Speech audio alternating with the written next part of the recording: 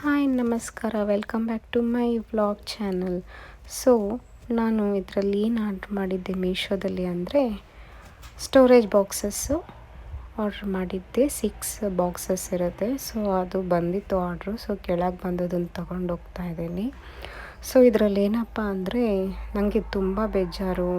ಚೆನ್ನಾಗಿರುತ್ತೆ ಕ್ವಾಲಿಟಿ ಅಂದ್ಕೊಂಡು ನಾನು ಓಪನ್ ಮಾಡಿ ಅದನ್ನೆಲ್ಲ ಸೆಟ್ ಮಾಡಿ ಇಟ್ಟರೆ, ಸೊ ಅದು ಕ್ವಾಲಿಟಿ ನೋಡಿದ್ರೆ ಎಲ್ಲ ಒಂದೊಂದೇ ಸಪ್ರೇಟಾಗಿ ಕಿತ್ಕೊಂಡು ಬರ್ತಾಯಿತ್ತು ಲಾಸ್ಟಲ್ಲಿ.